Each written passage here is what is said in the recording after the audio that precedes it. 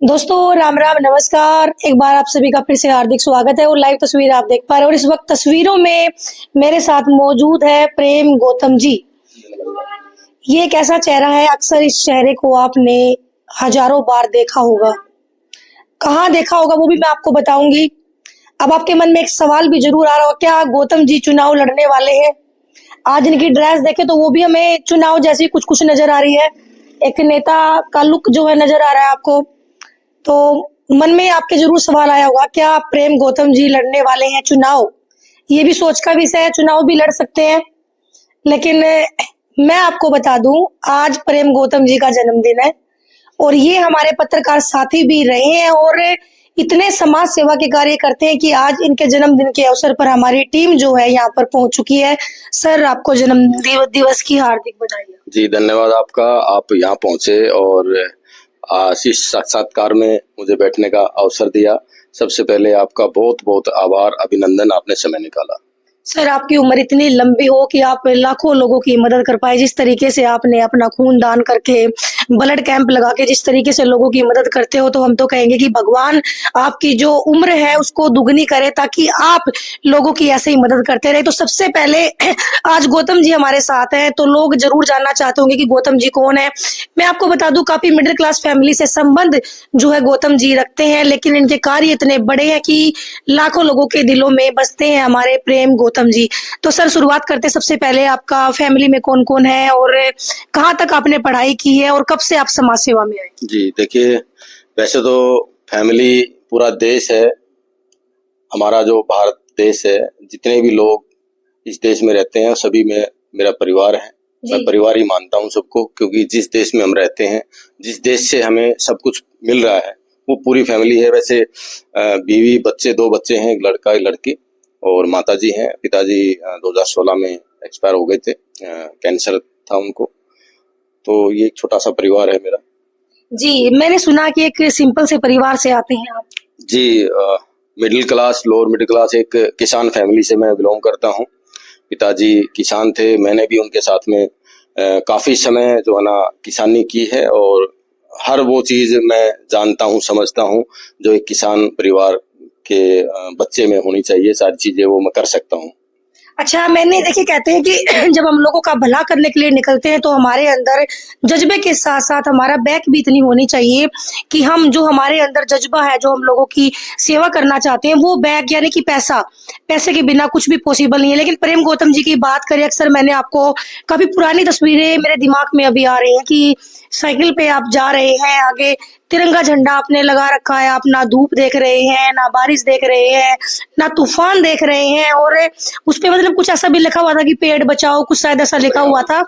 हाँ, तो मैंने मतलब उस टाइम पे साइकिल हुआ करती थी आपके पास, तो वो क्या मैटर है सारा, वो बताइए। देखिए, एक सामाजिक कार्यकर्ता होने के नाते एक जज्बा और जुनून जो है वो मेरे अंदर है।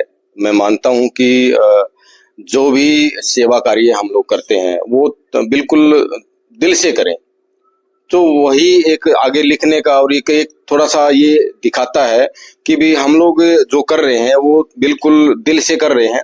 और जब हम कोई भी चीज, मैं स्कूटी है, आज मेरे पास साइकिल है मेरे पास में, मैं उस पर वो स्लोगन लिखता हूँ जो मैं जीता हूँ जीवन में। रक्तदान, पर्यावरण, राष्ट्रीय ध्वज के लिए कार्य करना, ये मैं जी रहा हूँ। मैं खुद, मैं ऐसे ही लोगों को नहीं बता रहा, मैं खुद पहले उस पर अप्लाई करता हूँ, उसके बाद मैं जो है ना लोगों को वो चीज बताता हूँ। एक चीज मैं आपको और बताना चाहूंगी, देखिए पत्रकार बहुत सारे होंगे सोनीपत में, और गौतम जी भी हमारे एक पत्रकार साथी रहे, काफी पुराने पत्रकार साथी रहे, लेकिन इतनी सच्ची पत्रकारिता गौतम जी की रही है। मतलब साइकिल पर ही घूमते हुए मुझे नजर आए। अब तो ये दूसरा काम कर रहे हैं, कुछ परिस्थितियां ऐसी रही कि इनकी आत्मा नहीं मानी, इन्होंने पत्रकारिता को छोड़ के दूसरा प्रोफेशन जो अपना लिया, उसका जिक्र हम यहाँ नहीं करेंगे। उसके बाद इन्होंने एक स्कूटी ली। तो सर, कभी मन में नहीं आया, जैसे लोग लाखों कमा रहे हैं प्रोफेशन को लेकर के, एक न्यूज का काम तो ऐसा हम कितने भी कमा सकते हैं, कभी मतलब ऐसा मन में नहीं आया आपके कि भाई, जो आप जैसे ब्लड कैंप की बात करें, काफी लोगों ने धंधा इसको बना रखा है, तो इस विषय पे क्या कहेंगे आप? देखिए, किसने क्या बना रखा, कौन क्या करता है, अपने काम को कौन किस प्रकार से करता है, उस पर मैं कोई टीका टिप्पणी नहीं कर सकता। वो उसका अपने विचार है, वो अपने काम को किस प्रकार से करता है, ईमानदारी से करता है या फिर गलत तरीके से करता है, वो उसके अपने विचार है। उस पर मैं कोई टिक्का टिप्पणी नहीं करूंगा किसी भी चीज पर। बस ये है कि सामाजिक कार्य करना जीवन का एक ध्येय बना रखा है, उद्देश्य है कि सामाजिक कार्यों में मैं लगातार लगा रहूंगा। जितना मेरे से होगा, मैं रक्तदान हो या तिरंगे के लिए कोई अभियान चलाना हो, लोगों को जागरूक करना हो, किसी भी प्रकार से हम हर अच्छा कार्य करने के लिए मैं तैयार रहता हूं। कोई भी तरीका मेरे को अच्छा काम करने के लिए दिखाई देता है, मैं उस पर अप्लाई कर देता हूं। कोई कई बार सोशल मीडिया पे कुछ वीडियो आ जाती हैं, उनको भी मैं कई बार कॉपी करके, और अब राष्ट्रीय ध्वज हो या रक्तदान के विषय में हो, मैं उस पर एडिटिंग करके अप्लाई कर देता हूं। मतलब कि सोशल मीडिया का जो सही उपयोग है ना, वो अच्छे कार्यों के लिए करना चाहिए, और मैं कभी कभी उस चीज को भी करता रहता हूँ। गौतम जी मेरे सीनियर पत्रकार भी रहे हैं, काफी कुछ मैं भी इनके साथ जुड़ी हुई हूँ काफी लंबे टाइम से, काफी कुछ मुझे भी इनसे सीखने को मिला और मैं काफी प्रभावित जो है इनसे हुई। अब तो इनके पास स्कूटी भी है, दूसरा काम भी इन्होंने कर दिया है। तो गौतम जी समाज सेवा में कब से जुड़े आप, कितने साल से, और पहली संस्था कौन सी आपकी रही और किस बात से प्रभावित हुए आप, ऐसा क्या हुआ था कि आप ये जो ब्लड कैंप है ये लगवा रहे हैं? देखिए, 10 साल से मैं सामाजिक कार्यों में लगा हुआ हूँ और कोशिश करता हूँ कि किसी न किसी व्यक्ति का मेरे द्वारा जो है ना भला हो सके। 2015 में बच्चा हुआ था यतन, जो आज जो है ना 11-12 साल का हो चुका है। तो उस वक्त जब वो मैडम एडमिट थी कानपुर पीजीआई में, तो ब्लड की जरूरत पड़ी थी हमें।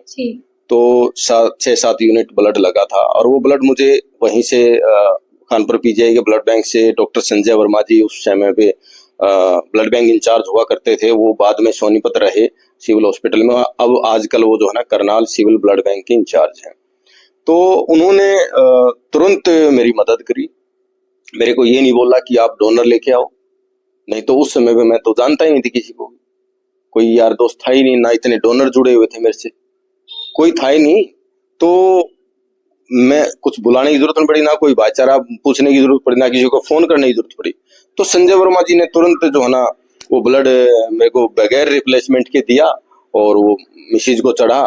उसके बाद जो है ना लड़का जो यतन है वो पैदा हुआ। हालांकि क्रिटिकल सिचुएशन थी काफी, और जान जो बची है उनकी, समय दे रखा था डॉक्टर ने 72 घंटे का, क्योंकि 72 घंटे में अगर होश आ गया तो इसका जीवन बच जाएगा। लेकिन ब्लड चढ़ा, होश आया, आज दोनों स्वस्थ हैं। जिसके बाद मैंने रक्तदान सेवा में आने का फैसला लिया, और लगातार मैं लोगों को जागरूक कर रहा हूं कि रक्तदान करें, किसी का जीवन बचेगा। क्योंकि ये चीजें मैंने खुद देखी है। बहुत सारी चीजें होती हैं, किसी की फैमिली मेंबर या कोई सदस्य ब्लड ना मिलने की वजह से वो उसकी मृत्यु हो गई। उसके बाद भी कुछ लोगों ने अपना रक्तदान के क्षेत्र में आकर के सेवा करनी शुरू करी। लेकिन कुछ ऐसे भी मेरे जैसे जो रक्त मिलने की वजह से जीवन बचने के बाद इस सेवा में आए, हालांकि ऐसे कम लोग होते हैं। तो वो सेवा करने के बाद जो चीजें चली, अब आप देख ही रहे हो कि भी कितने लोगों ने रक्तदान करना शुरू किया, कितने यूनिट रक्तदान हो चुका है, कितने रक्तदान शिविर लगाए जा चुके हैं। अकेले के प्रयास से नहीं हुआ, ये पूरे समाज ने साथ दिया है। हम चले और आगे बढ़े, लोगों ने विश्वास जताया और हमसे जुड़ते चले गए, और लोग कारवां बनता चला गया। कितने लोग जो है ना, वो एक कहावत है ना कि चले थे तो अकेले, लेकिन पीछे जो है कारवां एक बनता गया। बिल्कुल कारवां बनता गया। और मैं उन सभी रक्तदाताओं को आपके चैनल के माध्यम से मैं नमन करता हूं कि वो मेरे एक फोन पर किसी के लिए भी दिन रात जो है ना ब्लड डोनेट करने के लिए तैयार रहते हैं। मैं आप सभी को नमन करता हूं, प्रणाम करता हूं, क्योंकि आपकी वजह से ही आज मानवता जिंदा है। आप हर वक्त जो है ना तैयार रहते हैं, चाहे दिल्ली जाना हो आपने, या कहीं सोनीपत में किसी को ब्लड की जरूरत है तो आप हॉस्पिटल में या ब्लड बैंक में जा करके मदद करते हैं। गौतम जी करते हैं, पहले ब्लड कैंप की ही बात करते हैं। संस्थाएं कौन कौन सी जुड़े हुए हैं आप अभी? संस्थाएं देखो, सभी संस्थाएं शहर में काम कर रही हैं, मैं सभी से जुड़ा हुआ हूं। तो अपनी संस्था भाई माँ भारती रक्तवाहिनी और माँ भारती जन सेवा चैरिटेबल ट्रस्ट, जो कि मैंने अभी बनाया है, और अपना माँ भारती जन सेवा चैरिटेबल ट्रस्ट के सौजन्य से हम अभी फिलहाल में काम कर रहे हैं। माँ भारती रक्तवाहिनी का भी फाउंडर मेंबर हूं और माँ भारती जन सेवा चैरिटेबल ट्रस्ट का भी फाउंडर मेंबर हूं। तमाम सदस्य लोग जितने भी जुड़े हुए हैं सभी अपने स्तर पर बड़ा अच्छा काम कर रहे हैं, प्रयास कर रहे हैं। रक्तदान शिविर लगातार लगाए जा रहे हैं। तो सभी को जो होना मैं नमन करता हूं, प्रणाम करता हूं कि वो लगातार इस सेवा में आगे बढ़ रहे हैं। मुझे खुशी होती है दिल से, क्योंकि रक्तदान सेवा में बहुत कम लोग हैं जो इस प्रकार से इतने अच्छे प्रकार से लोगों की सेवा कर रहे हैं। देखिए, भारत में 1.5 करोड़ मतलब कि कितने होंगे जो रक्तदाता है, बहुत ही कम है। 1% भी रक्तदान करने वाले लोग नहीं है, 1% भी। अगर 1% लोग भी भारतीय अगर रक्तदान करना शुरू कर दें तो इस देश के अंदर ब्लड की कमी नहीं रह सकती, केवल 1%। लेकिन 1% भी लोग रक्तदान नहीं करते हैं। उस जागरूकता मुहिम को आगे बढ़ाने के लिए तमाम जो संस्थाएं हैं अपने अपने स्तर पर प्रयास करते रहते हैं। भाई, माँ भारती रक्तवाहिनी हो या माँ भारती जन सेवा चैरिटेबल ट्रस्ट और जितने भी सदस्य हमसे जुड़े हुए हैं, जितने भी रक्तदान शिविर लगा रहे हैं वो तो लगा ही रहे हैं, लेकिन इसके अलावा भी काफी संस्थाएं इस क्षेत्र में आगे आकर रक्तदान शिविर लगाना शुरू कर चुकी है। तो ये एक जागरूकता का ही असर है कि सब लोग जब कोई भी सामाजिक कार्य करना हो, कोई किसी की पुण्यतिथि है, जन्मदिन है या कोई और अन्य अवसर है, महापुरुषों के जन्म दिवस है, महापुरुषों की जयंतियां हैं, उन पर जब एक सामाजिक कार्य करने की बात आती है तो कहते हैं कि रक्तदान शिविर लगाएं। लोग बदल रहे हैं, लोग बदल रहे, रक्तदान शिविर लगाते हैं कि रक्तदान शिविर लगाएंगे। समाज सेवा का एक बहुत ही उत्तम जो है ना प्रयास इसके द्वारा होता है। तो एक बड़ा बदलाव जो है ना आया है, क्योंकि लगातार संस्था ने रक्तदान शिविरों के माध्यम से लोगों को जागरूक किया है। अच्छा, प्रेम गौतम जी की बात करें तो अक्सर मुझे कभी आप किसी दुकान पर चढ़े हुए मिलते हैं, कभी किसी के घरों में चढ़े हुए मिलते हैं, और मामला क्या है, कहीं भी चढ़ जाते हैं प्रेम गौतम जी। कहीं भी जहाँ पे पुराना तिरंगा लगा हो, कहीं भी आप चढ़ जाते हैं, गलियों में कहीं भी नहीं छोड़ते, तिरंगा बदलते हुए नजर आते हैं। ये प्रेरणा कहाँ से मिली आपको?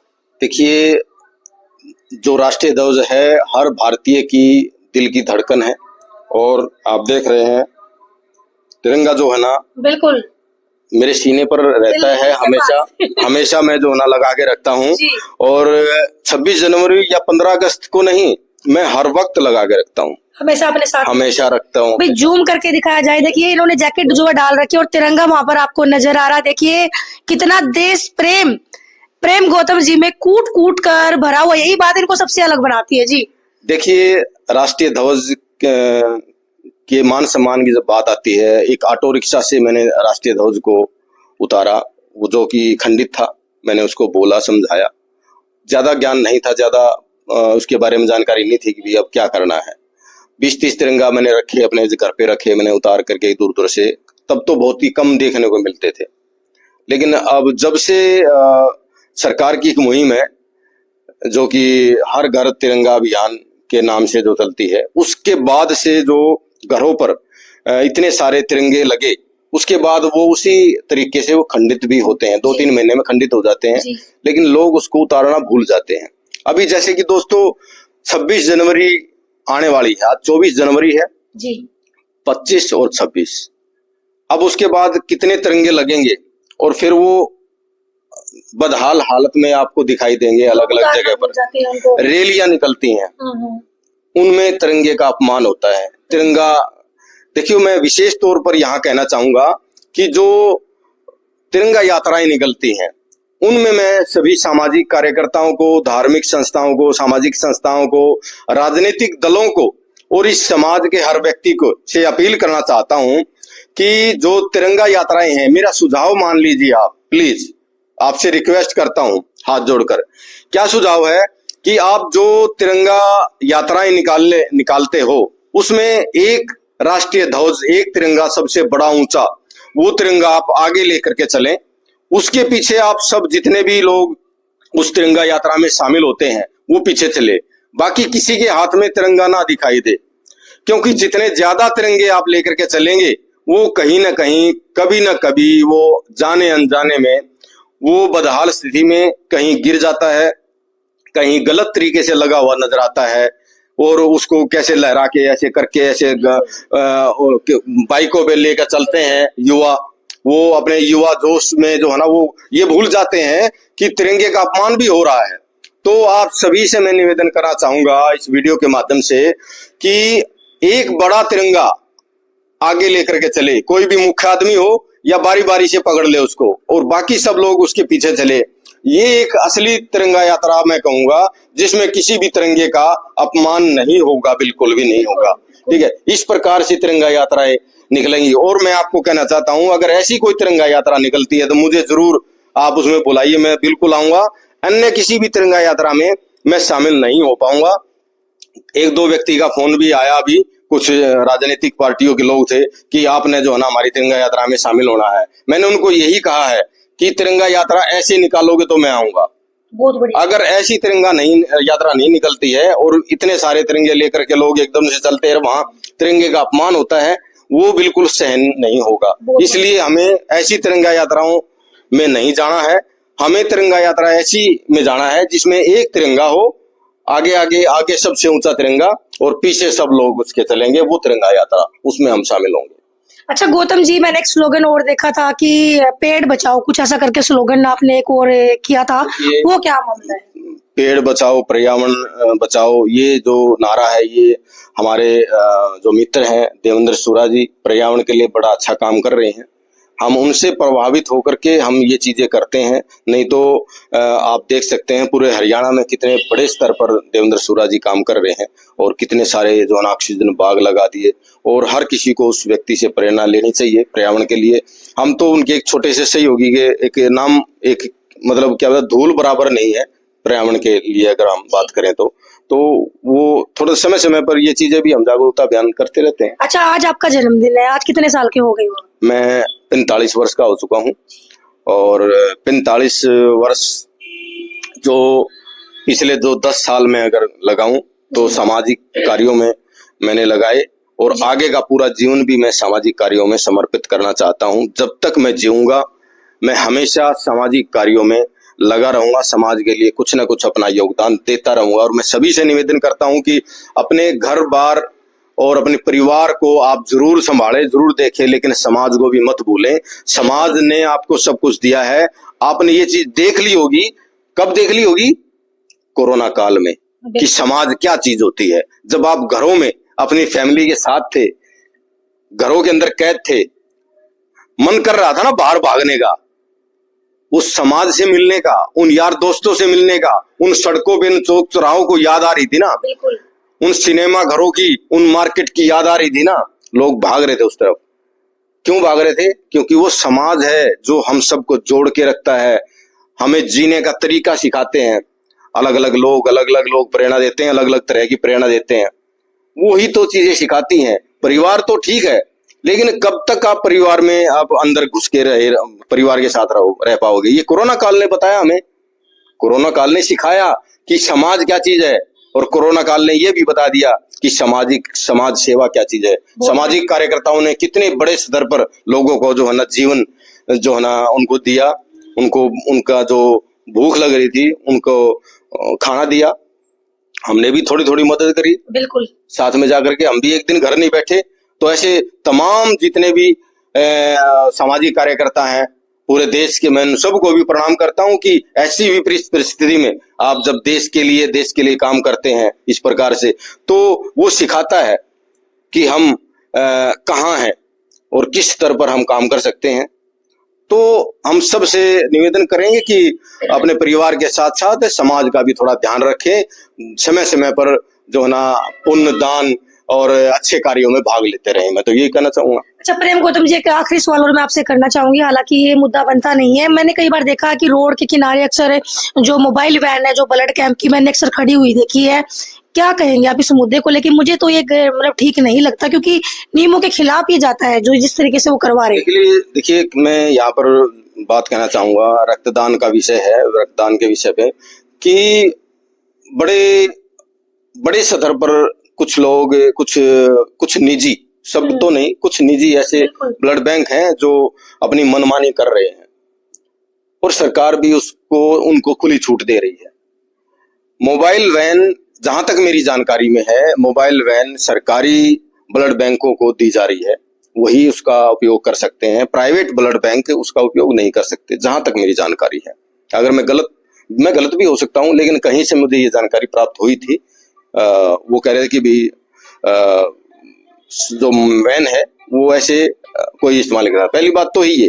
दूसरी बात कि सड़क किनारे खड़ी करके कहीं भी, वो भी गलत है। आप टेंट के अंदर कैंप लगाते हैं और बगैर किसी की अनुमति के, अगर अनुमति भी है, मान लो सीएमओ की अनुमति है, तो फिर सीएमओ को टीम गठित करके वहां चेकिंग करनी चाहिए कि ये जो आपने अनुमति दी है, क्या वो नियमों के अनुरूप कैंप लगा रहे हैं, नियमों के अनुरूप जो है ना वो रक्तदान है।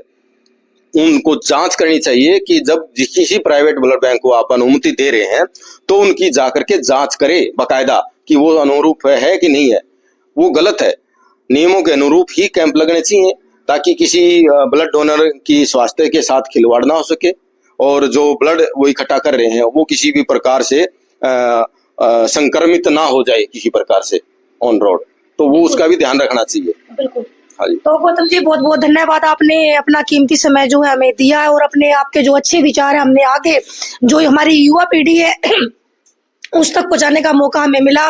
तो दोस्तों, इन्होंने अपने जन्मदिन के अवसर पर एक प्रण लिया है कि इन्होंने लगभग आज 45 साल के हो चुके हैं गौतम जी, और अपनी पूरी जिंदगी परिवार के साथ साथ समाज सेवा में भी ये लगाएंगे। और मैं तो ये कहूंगी कि युवा पीढ़ी को भी इस तरीके का अपने जन्मदिन पर प्रण अवश्य जो है करना चाहिए और वीडियो को ज्यादा से ज्यादा शेयर जरूर करें ताकि जो अच्छे विचार है लोगों में जाए और लोग भी आगे बढ़कर रक्तदान करें, तिरंगे झंडे का सम्मान करें और ज्यादा से ज्यादा मात्रा में पेड़ लगाए और इनका जो इस तरीके के विचार है वो हमारी पूरी युवा पीढ़ी में फैल सके। तो ऐसे ही लगातार बने रहे हमारे साथ। जय हिंद, जय हरियाणा, जय भारत।